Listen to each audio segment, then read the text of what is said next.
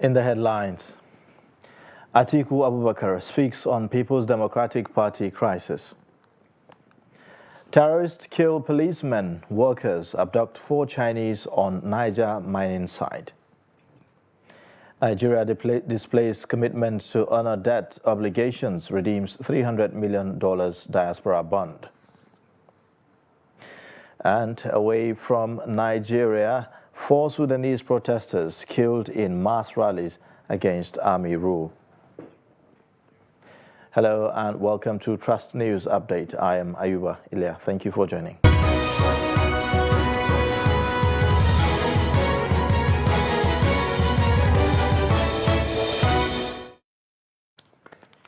And now the details. Former Vice President and Presidential Flag Bearer of the People's Democratic Party for the 2023 elections, Atiku Abubakar says the party will remain united despite its being rocked by fresh crisis. Atiku made the comment in a tweet on Thursday following disagreements arising from the emergence of Governor Ifeanyi Okowa of Delta State as his running mate for the 2023 elections. The animosity has degenerated into a full-blown dispute among party leaders, with some calling for the ouster of the national chairman of the party, Iyorchia Ayu. Atiku said efforts are being made to resolve grievances of party members. In a related development, the All Progressives Congress APC Gombe has inaugurated a 21-man reconciliation committee tasked to resolve grievances that emerged after primaries in the state. Governor Inuwa Yahaya, who inaugurated the committee, urged aggrieved APC members to forgive one another and move forward in unity of purpose. Chairman of the committee and the state deputy governor, Manasseh Daniel, said that their job is enormous. Whatever happens within us, there must be some areas where we need to sort out and make sure that there's very clear understanding between all our followership and the contestants and equally the leadership of the party. That is why we inaugurated this committee, and it comprises of very, very eminent personalities that we know can dig through whatever problem we have and find and proper a solution to our problems. And as we partake in this activity, I believe all other states, including the national headquarters of the party, have done so or are going to do so, with a view to having one united and solid family that can fight to deliver APC at all levels, from the national to state levels, inshallah, in 2023. Feelings of dissatisfaction by some members come about. However, being members of the same APC political party, the compelling need to come together, discuss and comprehend the situation of the entire family must be done, and that is why this committee has been set up. This we will do to enable us collectively fight the external battle ahead of us. I hope all of you know the external fight. Absolutely. Your Excellency and other APC members, we the members of this committee are very much aware that the task ahead of us is difficult and a Herculean task undoubted. Despite this, I am confident that with the caliber of the members of this committee, it shall be surmounted. An Abia State High Court sitting in Aba has reversed itself in its earlier order, which recognized the 3-man ad hoc delegates list that produced a former Abia State University Vice-Chancellor, Professor Uche Ukonne, as the People's Democratic Party's governorship candidate on May 25, 2022. This followed a suit filed by one Akoma Friday on May 16, 2022, where the court was urged to vacate its order.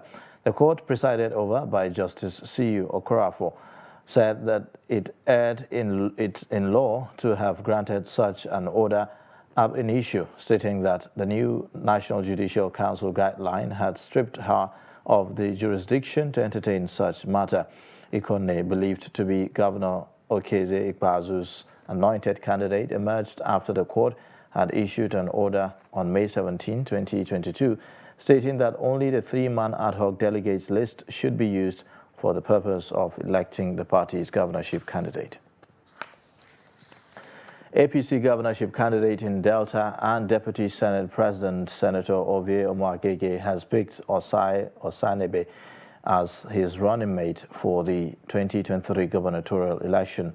Osanebe's nomination is contained in a statement released in Abuja on Thursday, signed by Ima Niboro, Director of Communications and Media Strategy, Delta APC Gubernatorial Campaign Organization. Niboro expressed confidence that Osanebe, who is currently a ranking member of the Delta House of Assembly representing Ndokwa East State constituency, will add immense value to the ticket. The spokesperson said that wild jubilation that greeted the announcement of Osanebe was a clear indication of his wide acceptance as a grassroots politician. The former Deputy Senate President Ike Ekweremadu on Thursday appeared before Uxbridge Magistrate Court in London, where he is facing charges under Britain's Modern Slavery Act. Ekweremadu, who spoke twice during his appearance to confirm his name and date of birth, had his case fast-tracked. His wife Beatrice, who in her defense asked the court to allow her to appear by his side because she has not seen him since the hearing last Thursday, was not granted the request. The prosecutor, who claims that David Ukpo, who alleged that he was coerced to donate his kidney to the senator's daughter, is 15 years, added that David was allegedly picked up from the streets in Lagos by a criminal gang some months ago with the intention of organ harvesting. The case has been adjourned to July 7th at Westminster Magistrate Court to enable the UK Attorney General, Suella Braverman, to determine whether the case will be tried in the country or Nigeria. A large delegation from the Nigeria High Commission was also present in the public gallery alongside the senator's two adult children. Family members of the Abuja-Kaduna train attack and subsequent kidnapped are pleading with the National Assembly and federal government to intensify efforts to ensure the release of their loved ones still in captivity. The plea is coming on the heels of report of the shooting and killing of one of the victims by the kidnappers on Wednesday, the 28th of June. Two family members, speaking on behalf of others, pleaded for urgent action by the government to facilitate the release of their loved ones. Representatives Bamidele Salam from Osun State and Manu Soro Mansur from Bauchi State, on behalf of 11 other lawmakers, were on hand to receive the visitors, assuring them of the federal government's efforts to ensure the release of the victims. One of our family members with the captives has been shot yesterday or 2 or 3 days ago. We don't actually know, but from the spokesperson of the bandit, or maybe let's say negotiator, one of the negotiators, released a press that there's a casualty with one of our members, which is a terrible news to us. So that's why we have to rush to meet the right people, to do the right thing, and pushing more pressure to the federal government and the security agency to continue to do more. Please, Nigerians, we need your help. It is not funny again. The news we got this morning is one person was shot. We don't know who is next. My husband is there. His brother is there. We don't know if it will be any other person. Please help us, Nigerians. Please.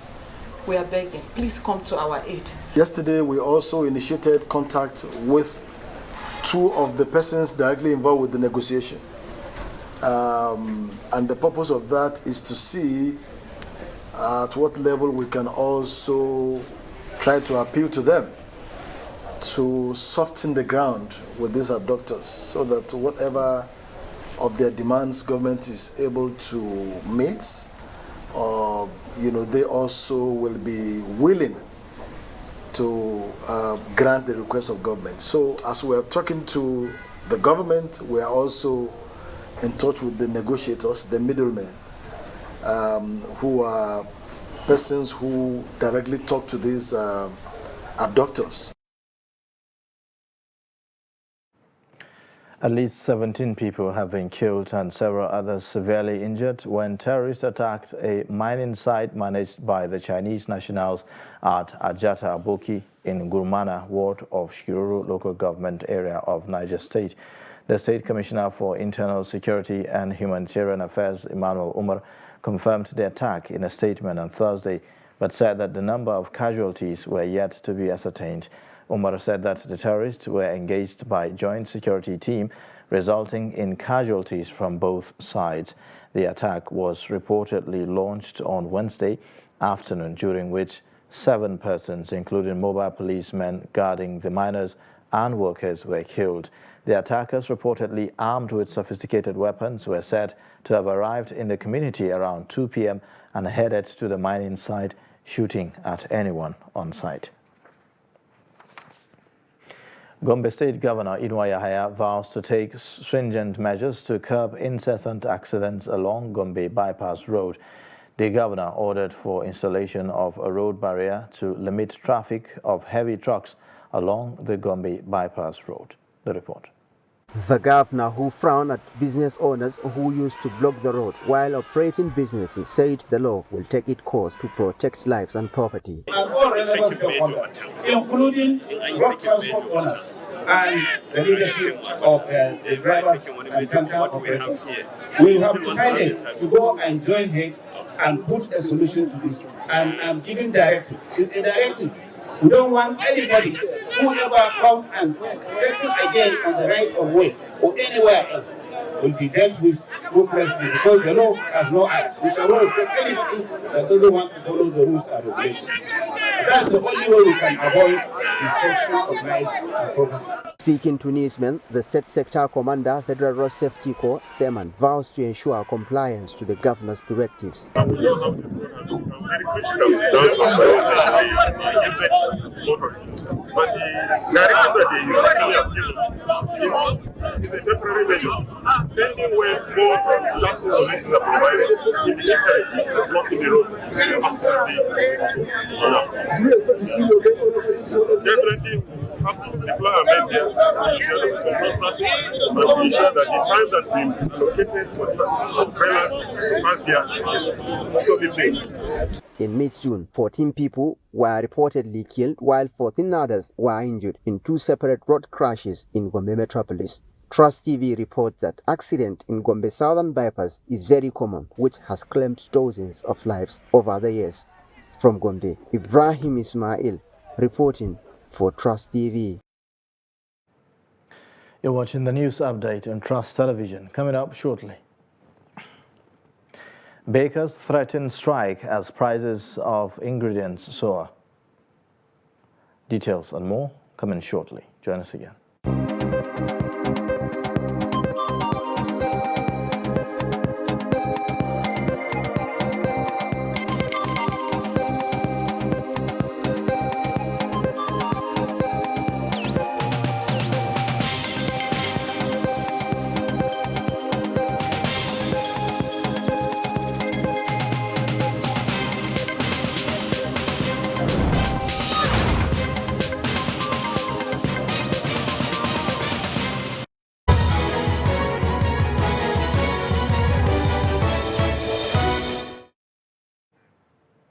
Welcome back. Let's take a look at the top stories again.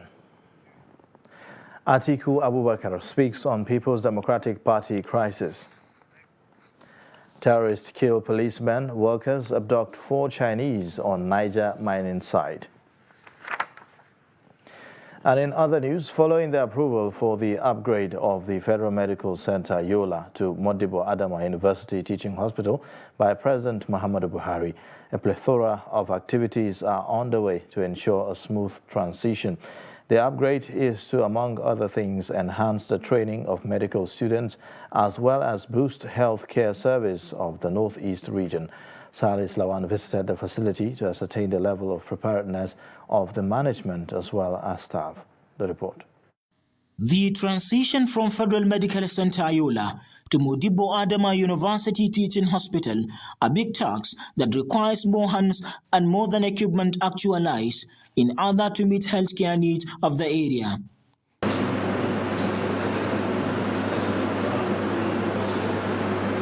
This development has no doubt rekindled the zeal and commitment of the management and staff members of the facility, as evident in the series of meetings and in-house trainings.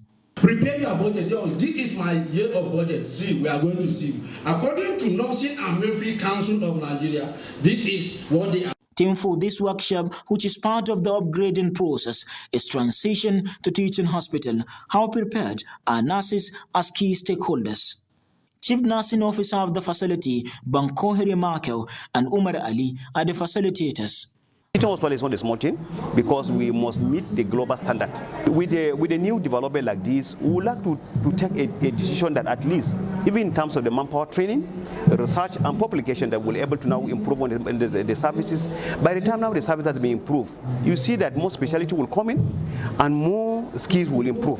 I have seen the zeal and the passion and the compassion among the ADNS and the chief nursing officers. They are willing to learn and they are willing to move. They are synthesized on their roles and responsibility, especially the area of leadership, especially the area of ward management, especially the area of motivation. On the aspect of modern equipment, radiology department is one of the critical areas of healthcare delivery. Dr. Dahiru Yunusa is the head of the department. While highlighting some of the new developments on ground, he expressed confidence that the facility will help meet the health needs of people. I would like to tell you that a brand new department was built and state-of-art new machines that are important in management of patients have been purchased. Subsequently, we have another new set of ultrasound machines, and MRI is coming, the stomometer is coming. So it's a long, huge project. Before Professor Awal, I think we have only one consultant radiologist. At present, we have 7 consultant radiologists. We can beat our chest and say most of the teaching hospitals might not have more than that. The recent development currently taking place in the Modibo Adama University Teaching Hospital Yola was second to the demand by people and the Adamawa state government. From Yola, Salis Lewan, Trust TV News. The Association of Master Bakers and Caterers of Nigeria Northeast Chapter has appealed to the federal government to look into the plight of the baking industry to avert an impending industrial action. The association, which has threatened to embark on strike, says that the action is to protest the skyrocketing prices of flour and other ingredients. Ibrahim Ismail has more.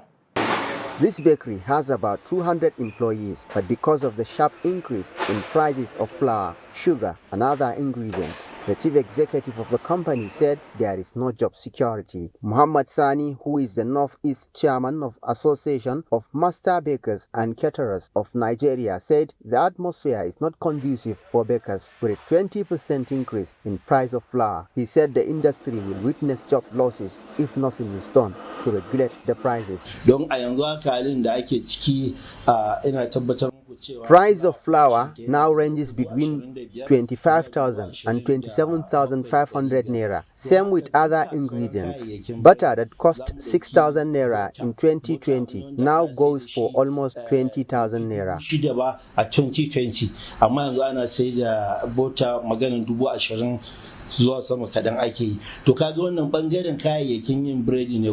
We use about 10 ingredients. Their prices have also increased because of poor exchange rate policy and the dollar problem. Everything have skyrocketed. The association also urged federal government to boost wheat farming to scale up flour production locally, which can discourage importation. Some workers are afraid of the impending financial crisis that will follow after the industrial action. Seriously, we will get a problem, because if we go for strike, the company will be at least locked. So the company will not take the responsibility of their staff, because if you work, you will get your this thing. You don't work, you will not get anything. On the flip side, bread consumers said they would be affected by the bakers' strike. Because this is something that we used to buy less than 300 naira, 200, 250, at most 300. But now it is being sold 350. This is in some areas. And this is far from the grass, from the root. So how do you expect somebody that bought it here and want to sell it again? It's going to be almost 400. Many have attributed the hike in price of flour to the high cost of wheat, which is blamed on the Russia-Ukraine war. From Gombe, Ibrahim Ismail reporting for Trust TV. And to some more business, as a sign of commitment to promptly honor its debt obligations, Nigeria has redeemed its $300 million diaspora bond, which matured on June 27th. This is according to a statement by the Debt Management Office on its website on Tuesday. The DMO said that the diaspora bond was issued on June 27, 2017 for a tenure of 5 years in the international capital market. It added that the country had earlier redeemed a $500 million Euro bond in 2021. It said that the proceeds of the diaspora bond were used partly to finance the deficits in the 2017 budget, adding that it created an opportunity for Nigerians in the diaspora to invest in their home country. The House of Representatives has passed for second reading a bill seeking to establish an Entrepreneurship Development Bank of Nigeria. Leading the debate on its general principles, sponsor of the bill, Benjamin Kalu, stated that the bill seeks to essentially enhance youth's access to finances with a view to expressing their natural creativity and technological know-how in providing problem-solving services. He added that the bill focuses on Nigerian youths and contemplated providing improved access to finance for youth entrepreneurs in innovation, manufacturing, agriculture, and trade. Concerned that as of 2002, the installed capacity of Nigeria's local refineries stood at 445,000 barrels per day. However, their capacity utilization began to nosedive and eventually fell completely to zero due to the ineffectiveness and alleged corruption of critical stakeholders in the value chain. The House is aware that due to the decline in the production capacity of refineries, NNPC found it more convenient to export domestic crude in exchange for petroleum products on trade by barter basis described as direct sales, direct purchase, DSDP arrangement. The House is also aware that component cost in the petroleum products subsidy value chain claimed by the NNPC is highly overbloated, while the transfer pump price per litre used by the NNPC in relation to PPMC is underquoted as 123 naira to 128 instead of 162 to 165. And this fraudulent underreporting of 37 to 39 per litre translates into 70 billion naira a month or 840 billion naira a year. The ambassador of Burundi to Nigeria, Mary Jane, says Burundi is seeking Nigerian investors in the country's agriculture and mining sectors to boost its economy. The ambassador made this known during a media parley with journalists in Abuja ahead of Burundi's 60th independence anniversary celebrated on July 1, 2022. In her speech titled Burundi as the Heart of Africa, she said the Burundi of today is a free country where many dreams can be achieved regardless of gender, political ideologies, and religious beliefs. She said that agriculture is the base of Burundi's economy, hence the country is seeking Nigerians to invest in the sector to boost the country's economy. Our president put his effort, and the base of our development now is in agriculture sector. That's why we'd like to get many investors in agriculture sector. We want to develop the agriculture sector. And I told you that we have many kinds of goods, of producers, but we need industries. We do not have industry to transform the dam. At least 4 Sudanese demonstrators were killed Thursday as the security forces sought to quash mass rallies of protesters demanding an end to military rule. Security forces fired tear gas and stun grenades to disperse tens of thousands of protesters, the latest crackdown on the anti-coup movement in the past 8 months. Reports say so far 105 have been killed from months of protest-related violence. Authorities disrupted internet and phone lines since the early hours of Thursday to prevent mass gatherings. Troops and police blocked off roads leading to both army headquarters and the presidential palace. The latest protests come on the anniversary of a previous coup in 1989 that toppled the country's last elected civilian government and ushered in 3 decades of iron-fisted rule by Islamist-backed General Omar al-Bashir. And in sports news, Super Eagles midfielders Moses Simon and Akinkunmi Amo have been shortlisted in the nominees list for the Confederation of African Football Awards 2022. CAF released a list of nominees in different categories for male footballers on Thursday, with Africa Cup of Nations winner Sadio Mane and former Liverpool teammate Mohamed Salah making the nominees list. Simon, who plays in France for FC Nantes, was the only Nigerian player nominated in the Player of the Year category. The Jos-born speed star was pivotal to Nantes' 2021-2022 season, where they finished 9th in the Ligue 1 and won the Coupe de France after beating Nice in the final. And that's a wrap on Trust News Update. Watch more via all our social media platforms, and don't forget to subscribe to our YouTube channel. I am Ayuba Ilya. Thank you for watching.